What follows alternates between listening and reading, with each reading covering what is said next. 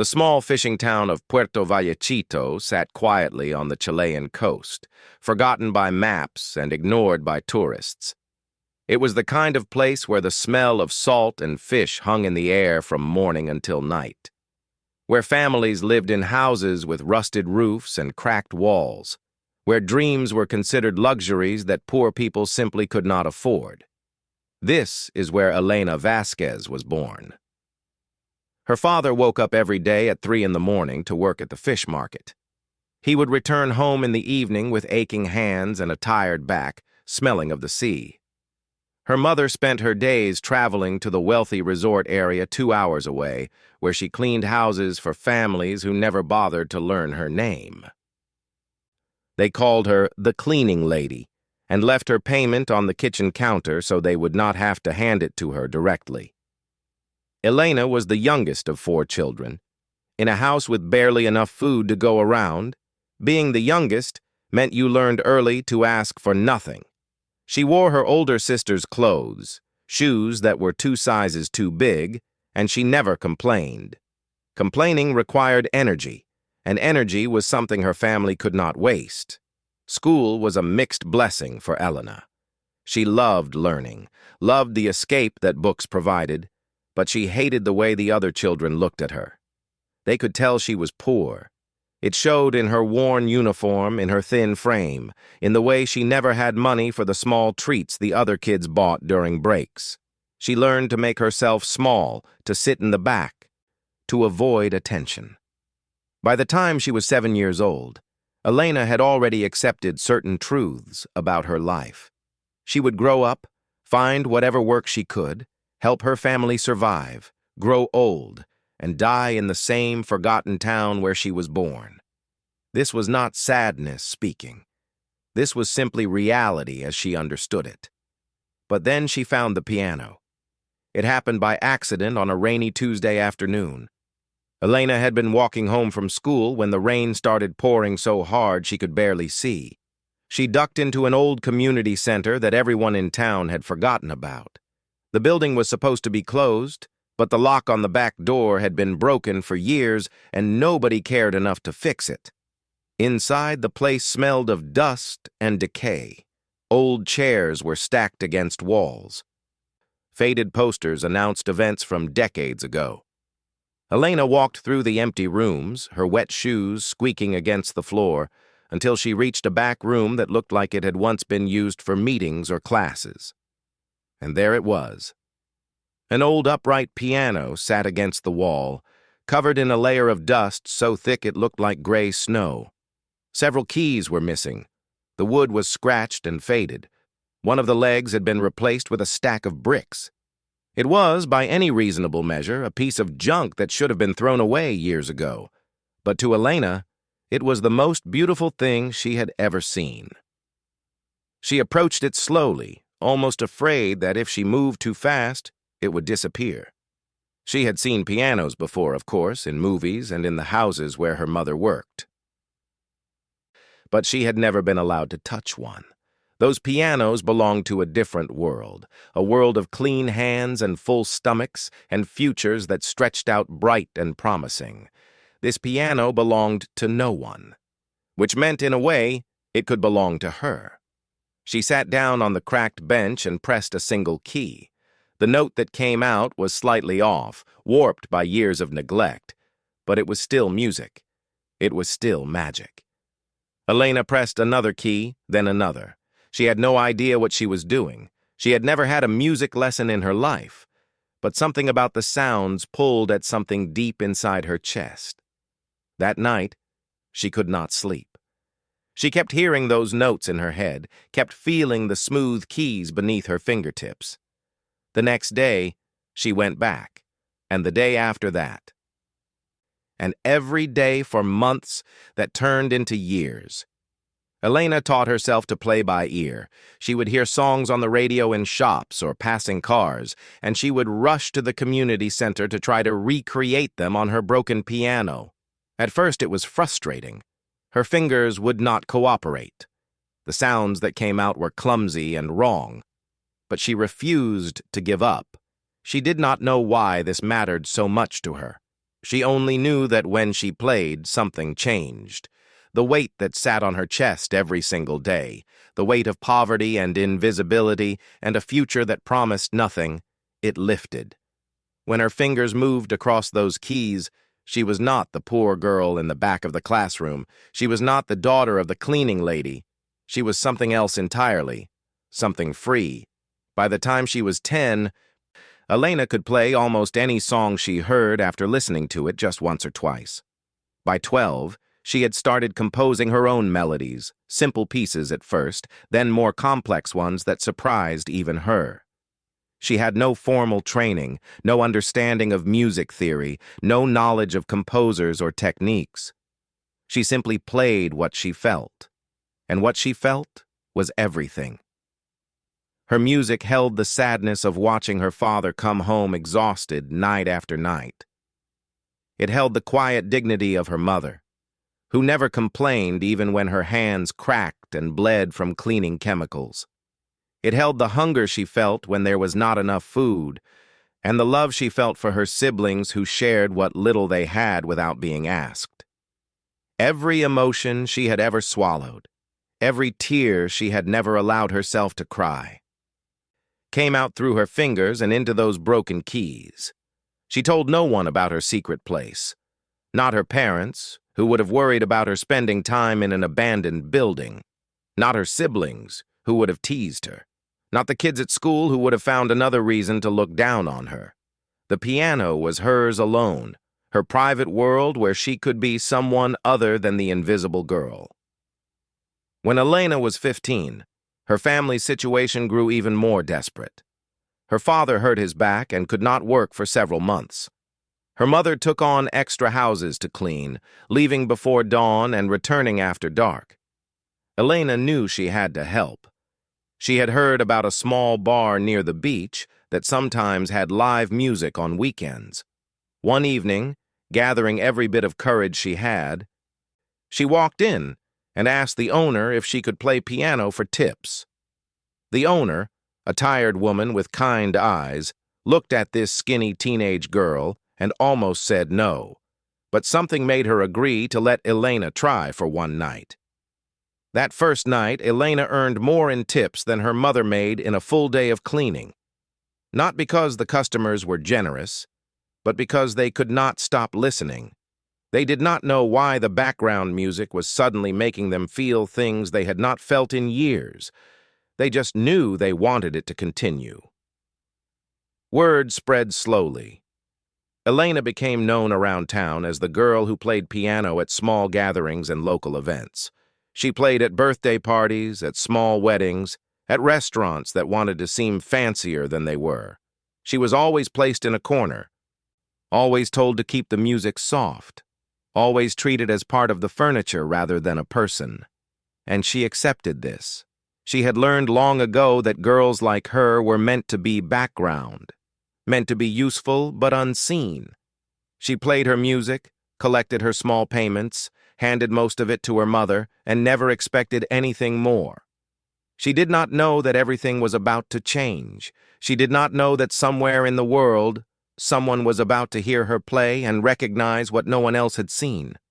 That the invisible girl was carrying a gift so powerful, it would one day make the most powerful people in the country weep.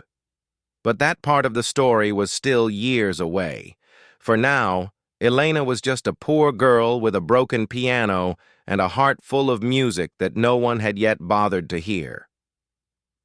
8 years passed, and Elena's life followed the path she had always expected. She moved to Santiago, the capital city, because there was no future left in her small fishing town. Her father's health had gotten worse, and the medical bills kept piling up. Her mother was getting older, her hands now permanently rough and swollen from decades of scrubbing floors and washing dishes for wealthy families. Elena found work as a maid at a large hotel in the city center. The pay was not great, but it was steady, and the hotel let her work shifts that left her weekends free. She rented a tiny room in a building that smelled of mold and cooking oil, with walls so thin she could hear her neighbors argue every night. It was not much, but it was hers. On Friday and Saturday evenings, she played piano at a small cafe called La Luna Azul. The cafe was nothing fancy, just a quiet place where people came to drink coffee and escape the noise of the city. The owner paid her barely enough to cover her bus fare, but he let her keep whatever tips the customers left. Most nights, that meant a handful of coins. Sometimes, on good nights, a few bills. Elena did not mind. She was not playing for money. She was playing because she had to, because the music inside her needed somewhere to go, because those few hours at the piano were the only time she felt like herself. The cafe regulars knew her by now. They would smile and nod when she arrived, then go back to their conversations while she played. She was part of the atmosphere, like the dim lighting and the smell of fresh bread, pleasant but easy to ignore. And Elena had made peace with that. She had spent her whole life being ignored. Why would this be any different? But one Friday evening in October, something changed. A woman walked into the cafe alone. She was older, maybe in her late 60s, with silver hair pulled back in an elegant bun. She wore simple clothes, but there was something about the way she carried herself that made people look twice. She ordered a cup of tea and sat at a small table near the window, far from the other customers. Elena noticed her, but thought nothing of it. She began her usual set, playing soft melodies that filled the room without demanding attention. Songs she had learned over the years, mixed with pieces she had written herself. Nothing special, just music to fill the silence. But as the evening went on, Elena noticed something strange. The woman was not reading or looking at her phone like most customers.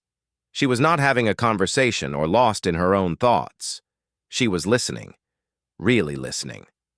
Her eyes were closed, her hands folded in her lap, and her head moved slightly with the rhythm of the music.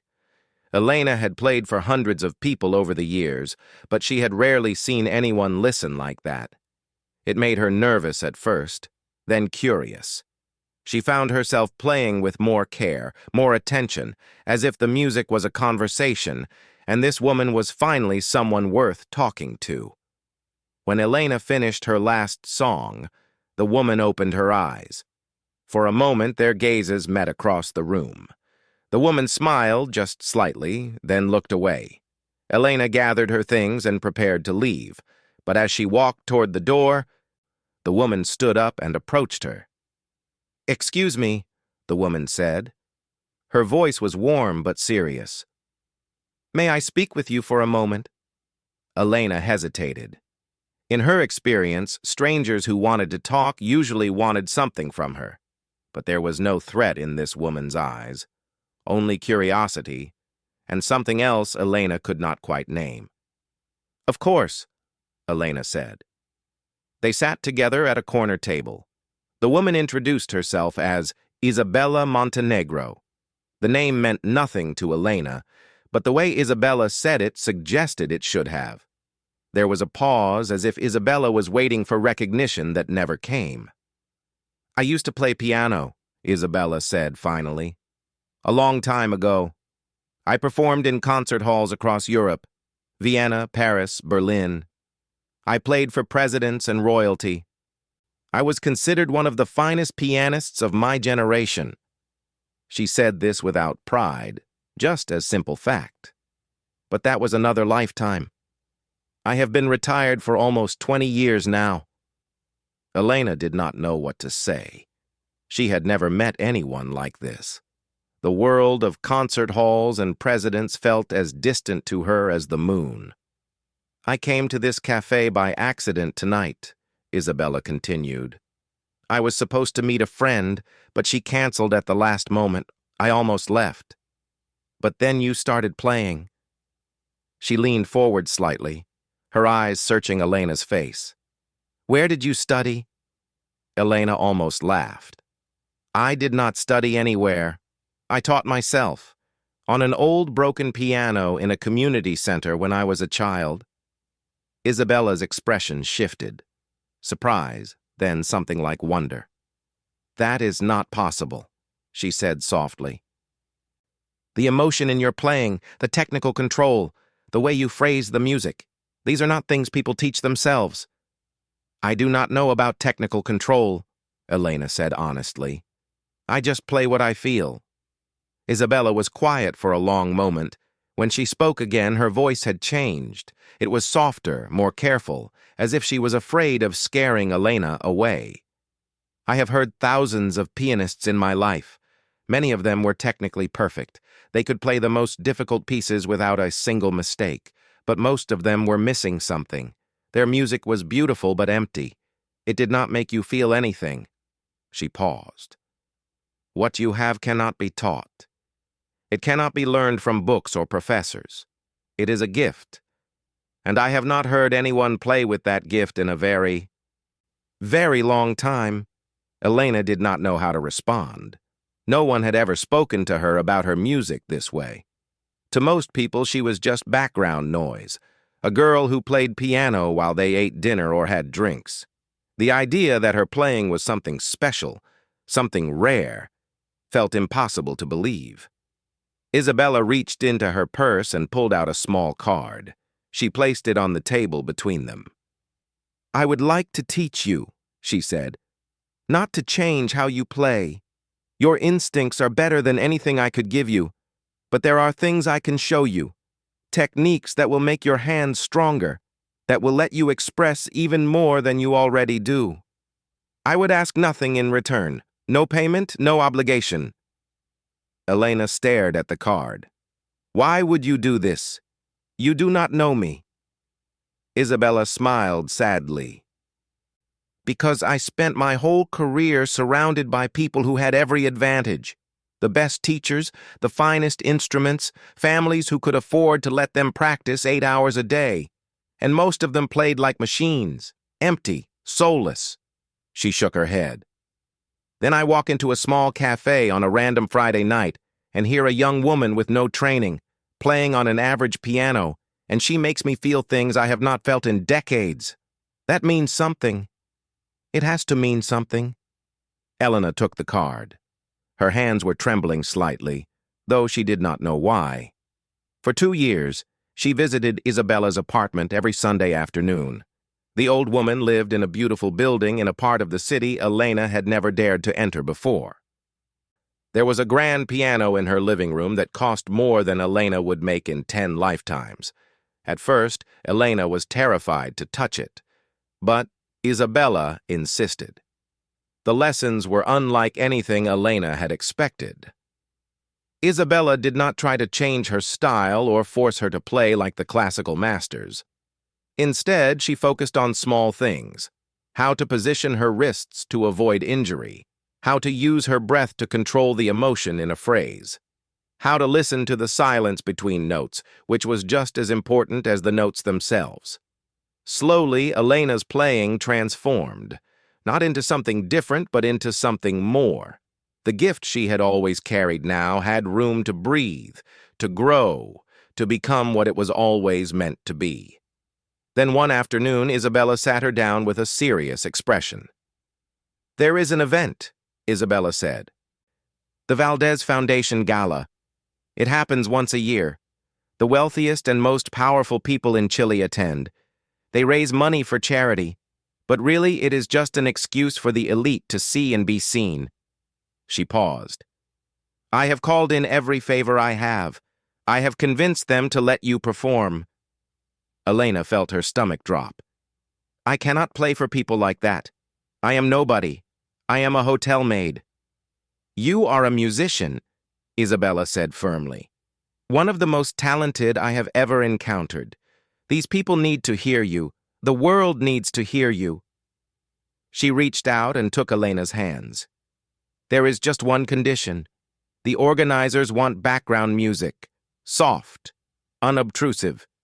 They do not want anything that will distract from their conversations and their champagne. Elena understood. Even at an event like this, she would still be invisible, still be furniture. The thought should have discouraged her. Instead, something inside her chest flickered, a small flame she did not yet recognize. I will do it, she said. Isabella smiled, but there was something knowing in her eyes, as if she already suspected that Elena Vasquez was not going to stay in the background for long. The night of the gala arrived faster than Elena expected. She had spent weeks preparing, practicing the soft background pieces that the organizers had requested. Nothing too bold, nothing too emotional. Just pleasant sounds to fill the spaces between conversations. Music that would be heard but never listened to. Isabella had helped her choose the pieces carefully. Classical selections that were elegant but undemanding. The kind of music wealthy people expected at their fancy events. Safe choices, forgettable choices. On the afternoon of the gala, Elena stood in her tiny rented room and looked at herself in the cracked mirror on the wall. She had bought a simple black dress from a second-hand shop. It was nothing special, but it was clean and it fit her well. She had no jewelry except for a thin silver chain her grandmother had given her years ago, before she passed away.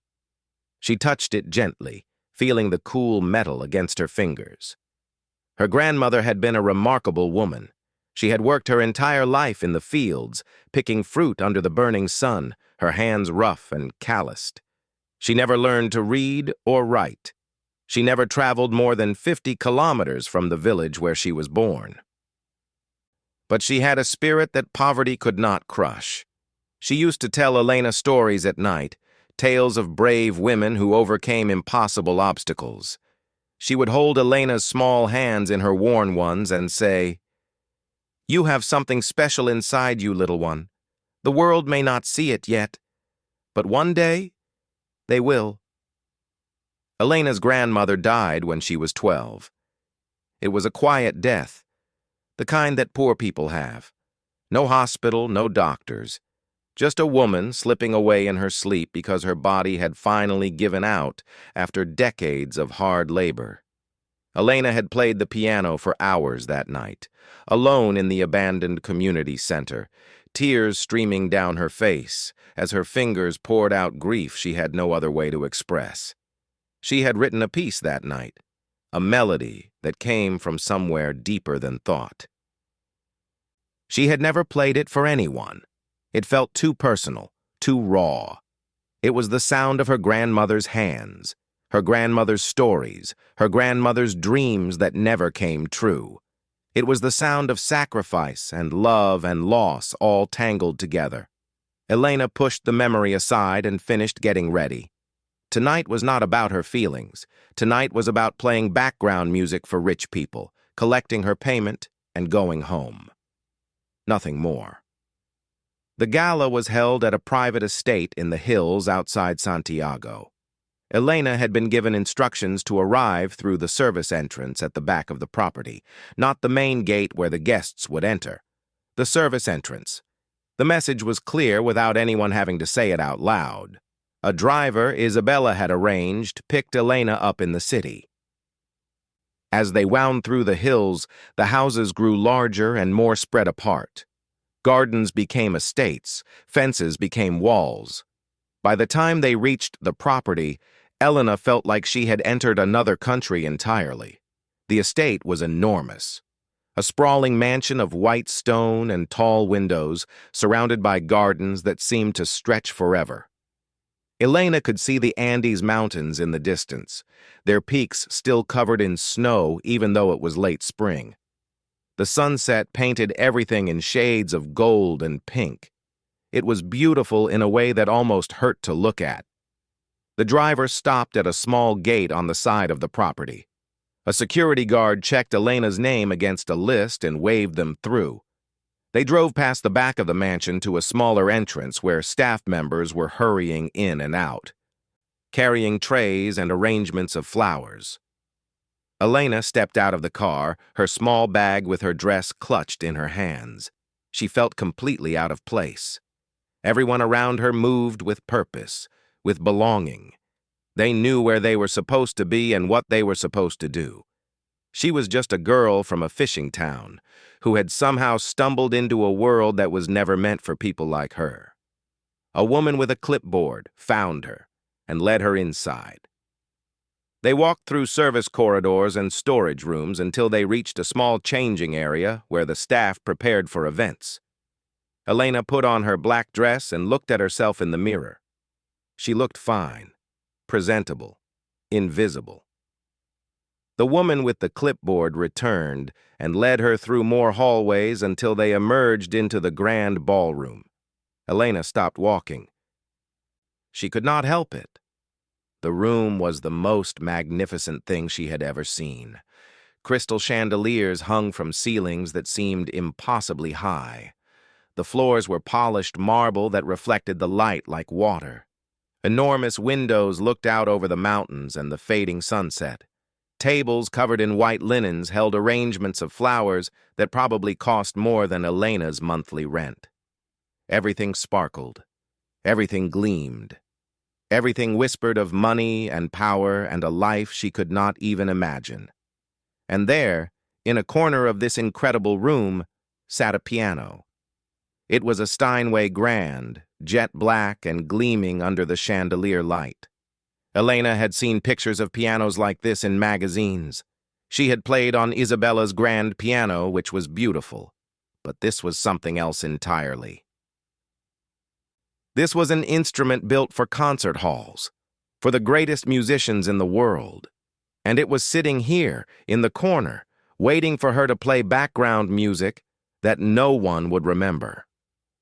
The woman with the clipboard pointed to a spot beside the piano. "You will set up here. The guests will begin arriving in 30 minutes. Please keep the volume low and the selections gentle. Nothing that will compete with conversation. Do you understand?" Elena nodded. She understood perfectly. For the next 30 minutes, she sat at the piano and ran her fingers lightly over the keys.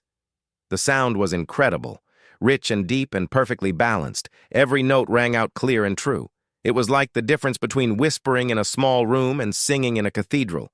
This piano could do things she had never dreamed possible. Then the guests began to arrive. They came in waves, men in expensive suits and women in gowns that cost more than cars. Jewelry glittered on wrists and necks and ears.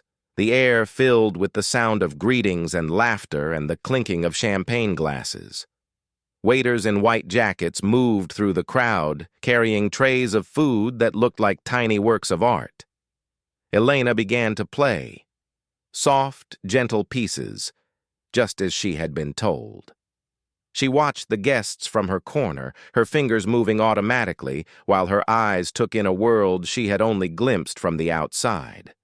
She recognized some of the faces, not personally, but from newspapers and magazines. Politicians and business owners, celebrities and old money families whose names everyone in Chile knew. These were the people who decided things, who built things and destroyed things, who shaped the country while people like Elena's parents worked themselves to exhaustion just to survive. No one looked at her. Not once. Guests walked past the piano as if it were playing itself.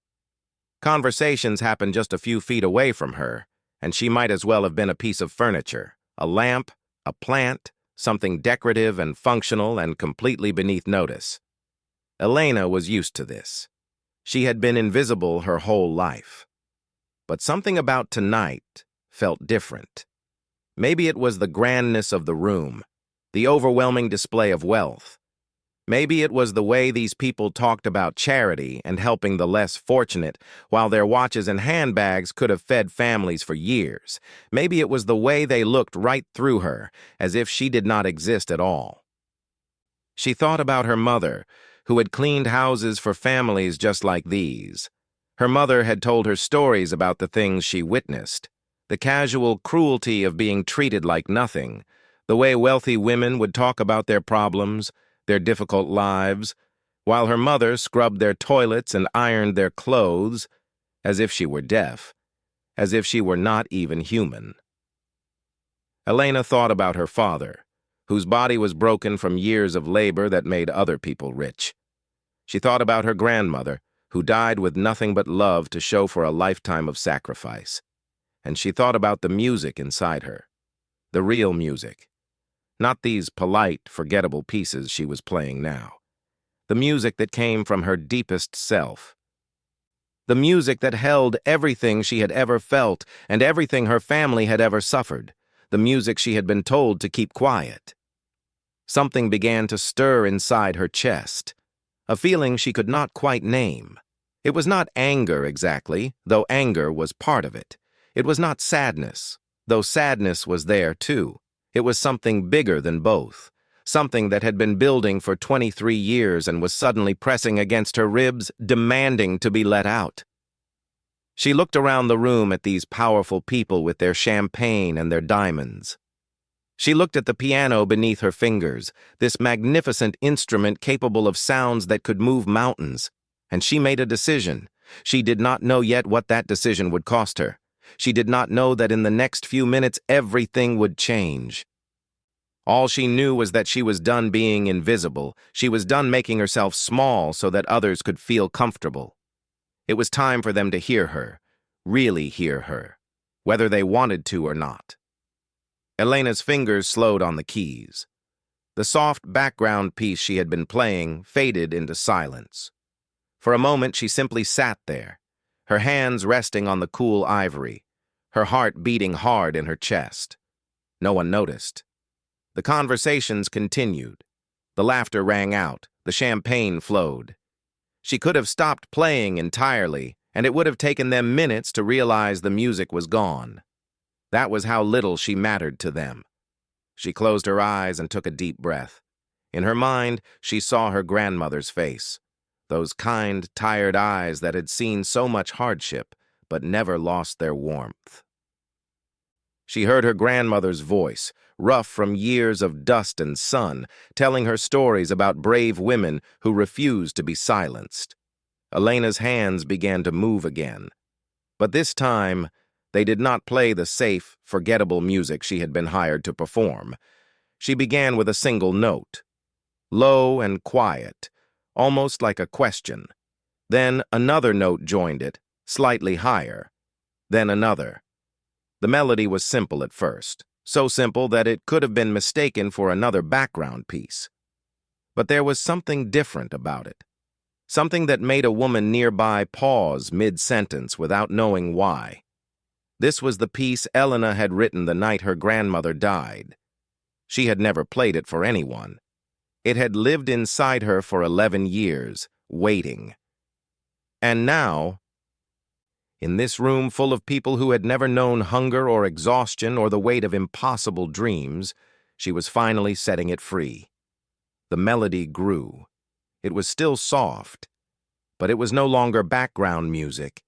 It was a story. It was the story of hands that worked until they bled, of backs that bent under burdens that were never theirs to carry, of love that survived in tiny apartments and crowded buses and hospital waiting rooms where the poor sat for hours because they could not afford to be seen quickly. A man standing near the piano stopped talking. He turned his head slightly, as if trying to locate a sound he could not quite identify. His companion kept speaking, but he was no longer listening. Something in the music had reached through the noise and grabbed him. Elena played on. The piece built slowly, each phrase adding another layer. Joy mixed with sorrow, hope tangled with grief. It was not a happy piece, but it was not sad either. It was true. That was the only word for it. It was the truest thing anyone in that room had heard in years. More people began to notice. Conversations faltered. Heads turned toward the corner where the invisible piano player was no longer invisible. A woman in a red gown set down her champagne glass and stared. A silver-haired man who had built a business empire stopped mid-handshake, his eyes drawn to the young woman at the piano. The music swelled. Elena was not thinking anymore. She was not worried about the rules she was breaking or the consequences that might follow. She was somewhere else entirely, in a place where the only thing that existed was the music and the truth it carried. She thought about her mother, who had given up her own dreams so her children might have a chance. Her mother had wanted to be a teacher once. She had loved books, loved learning, loved the idea of helping young minds grow, but there was no money for university, no time for dreams. So she became a cleaning lady instead, and she never complained, not once. The music held all of this. Every sacrifice, every silent tear, every moment of dignity in the face of disrespect. A woman near the front of the room began to cry. She did not know why. She was the wife of one of the richest men in Chile. She had everything anyone could want. But something in the music reached past her diamonds and her designer dress and touched a place she had forgotten existed. She thought about her own mother, who had passed away 5 years ago. She thought about all the things she never said, all the visits she postponed because she was too busy, too important. The tears rolled down her cheeks, and she did not try to stop them. She was not the only one. Across the room, a man known for his cold business dealings felt his throat tighten. He was remembering his father, a factory worker who had sacrificed everything to send him to the best schools. His father had died proud but poor, while his son became wealthy beyond imagination. The man had not cried in decades. He had built walls around his heart so thick that nothing could penetrate them. But this music found a crack in those walls and slipped through. The piece reached its peak. Elena's fingers flew across the keys, pulling sounds from the piano that seemed impossible. It was not showing off. It was not technical brilliance for its own sake. Every note served the story. Every phrase carried weight. The entire ballroom had gone silent. 300 of the most powerful people in Chile stood frozen, their conversations forgotten, their masks slipping. Some were crying openly. Others stared with wide eyes, feeling emotions they could not name. A few looked almost frightened, as if the music was showing them something about themselves they did not want to see. Elena did not see any of this. Her eyes were closed. She was with her grandmother now, in that small house that smelled of wood smoke and cooking beans. She was a little girl again, sitting on a worn rug while her grandmother told her stories. She could feel those rough, gentle hands holding hers. She could hear that voice saying words she had carried with her all these years. You have something special inside you, little one. The world may not see it yet, but one day they will. The music began to slow. The storm of emotions settled into something quieter, something gentle and sad and beautiful all at once. It was acceptance. It was love that continues even after loss. It was the understanding that some people leave this world without ever being seen for who they truly were, and the only thing we can do is carry their memory forward. The final notes hung in the air like a prayer. Elena held the last chord for a long moment, letting it fade naturally into silence. Then she lifted her hands from the keys. The silence that followed was unlike anything she had ever experienced. 300 people stood completely still. As if the slightest movement might break something fragile, tears glistened on faces that rarely showed emotion in public. Champagne glasses sat forgotten. The entire room held its breath. Elena opened her eyes. For the first time that evening, she looked directly at the crowd. And for the first time in her life, they looked back. They actually saw her. Not the background music girl, not the hotel maid, not the invisible servant from a world they never had to think about. They saw her. A woman near the back of the room started to clap. The sound echoed in the silence like a crack of thunder. Then another person joined, then another. The applause spread like a wave across the ballroom until every single person was clapping. Not the polite, obligatory applause of people who think they should. This was different. This was real. Some of them were still crying. Some were laughing with a kind of relief, as if something heavy had been lifted from their shoulders. A few stood in stunned silence, even as their hands moved together, not quite understanding what had just happened, but knowing that something had shifted inside them. Elena sat at the piano, overwhelmed. She had broken every rule. She had ignored her instructions. She had played music that was never meant for places like this, for people like this. And somehow, impossibly, they had heard her. In the back of the room, standing apart from the crowd, Isabella Montenegro watched with tears streaming down her face. She had known Elena was special from the first moment she heard her play in that little cafe. But even she had not understood the full extent of what this young woman carried inside her. Now the whole room knew, and by tomorrow the whole world would know too, because somewhere in that crowd, a hand was holding up a phone, and the camera had been recording everything. The video was uploaded that same night. By morning, it had been viewed 100,000 times. By the afternoon, it had crossed 1 million. By the end of the week, people in countries Elena had never heard of were watching a young woman in a simple black dress make a room full of millionaires weep. Elena did not know any of this at first. After the performance, she had slipped out through the service entrance the same way she came in. Her hands were still shaking. Her heart was still racing. She expected someone to stop her, to tell her she had ruined everything, that she would never work again. But no one came. She rode the bus back to her tiny apartment, climbed the stairs to her room, and sat on her bed in the dark for a long time. She did not know if what she had done was brave or foolish. She only knew that she could not have done anything else. The music had demanded to be played, and she had finally stopped being afraid to let it out. The next morning, her phone began to ring. Numbers she did not recognize. She ignored them at first, thinking they were spam or wrong numbers. But they kept coming. 10 calls, 20, 50. Finally, she answered one. It was a producer from a television station in Santiago. He was talking fast, saying something about a video, about millions of views, about wanting to interview her. Elena did not understand. What video? What views? She hung up, confused and a little scared. Then Isabella called. "Have you been online today?" Isabella asked. Her voice sounded strange, excited and worried at the same time. "No," Elena said. "I do not have internet at home. What is happening?" Isabella was quiet for a moment. "You need to come to my apartment. Right now.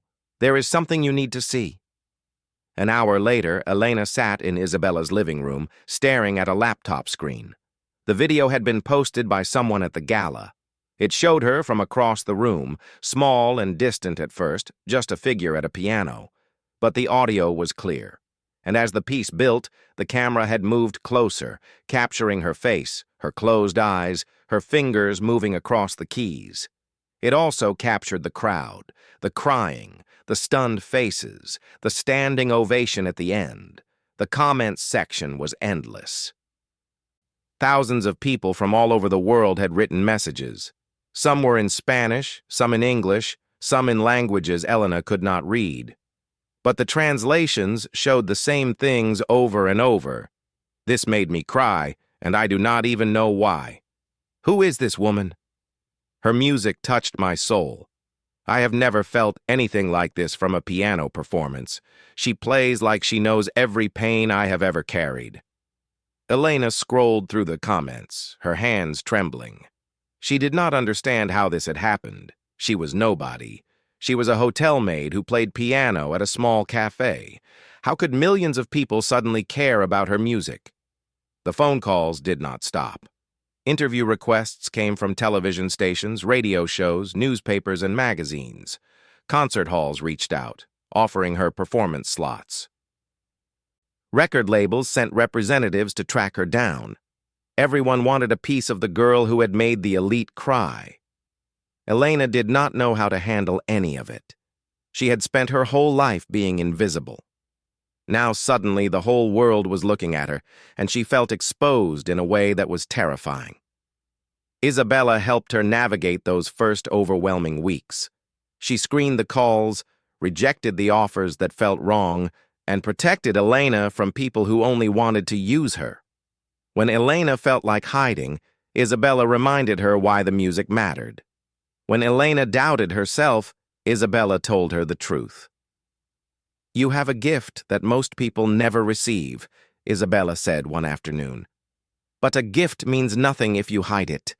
The world needs to hear what you have to say, not because it will make you famous or rich, but because there are people out there who are suffering in silence, just like you were. Your music tells them they are not alone. Elena thought about this for a long time. She thought about all the years she had played in corners and background spaces, making herself small so others could feel comfortable. She thought about her parents, still struggling in their small town. She thought about her grandmother, who never got to see her dreams come true, and she made a decision. She would not hide anymore. She would not play small. She would use this impossible opportunity to do something that mattered. Her first real concert was held 6 months later in a beautiful theater in Santiago. The tickets sold out in minutes. People flew in from other countries just to hear her play. The crowd was different from the gala. There were wealthy people in expensive clothes, yes. But there were also students and workers and families who had saved up for months to afford a ticket. Elena had insisted on keeping some seats affordable. She did not want her music to belong only to people with money. When she walked onto the stage, the applause was deafening. But Elena barely heard it. She sat down at the piano, took a deep breath, and began to play. She played for 2 hours, pieces she had written over the years, melodies that told stories of struggle and hope and love. She played the piece she had written for her grandmother, and when she finished, the audience rose to their feet and applauded until their hands hurt. That was just the beginning. Over the next few years, Elena performed in concert halls across South America, then Europe, then Asia. She played for crowds of thousands and for small gatherings of people who needed to hear beauty in their darkest moments. Her albums sold millions of copies. Critics called her one of the most important musicians of her generation. But Elena never forgot where she came from. She used her money to buy her parents a comfortable home in a better part of town. She paid off their debts and made sure they would never have to work themselves to exhaustion again. Her mother cried when she saw the new house. Her father, a man who rarely showed emotion, held Elena tight and whispered thank you over and over. Elena also started a foundation. She built music programs in poor communities across Chile, placing pianos in community centers and schools where children like her might discover their own gifts. She hired teachers and bought instruments and created scholarships for talented young people who could not afford lessons. She called the foundation after her grandmother. Every year she held a special concert where all the proceeds went to the foundation. The tickets were expensive, and the wealthy families of Chile paid premium prices to attend. But every cent went to children who would otherwise never have had a chance. In interviews, journalists often asked her the same question. What had she been thinking that night at the gala when she decided to ignore the rules and play her own music? Elena always paused before answering. She would touch the thin silver chain around her neck, the one her grandmother had given her, and she would smile softly. I spent my whole life making myself small, she would say. I stayed in corners. I kept my head down. I played background music while people talked over me. And I thought that was just how it had to be for someone like me. She would look at the interviewer with eyes that held both sadness and strength. But that night I realized something. My grandmother worked her whole life and died with nothing. My parents sacrificed everything so I could have a chance. All those years of struggle, all that love and pain and hope, it deserved more than background music. It deserved to be heard. She would lean back, her voice quiet but firm. So I stopped asking for permission. I stopped waiting for someone to tell me I was allowed to take up space. I just played what was true. And somehow the truth was exactly what those people needed to hear. Even if they did not know it yet. The girl who once played on broken keys in an abandoned community center had made the world listen. She had turned her pain into beauty and her invisibility into light, and she would never be invisible again.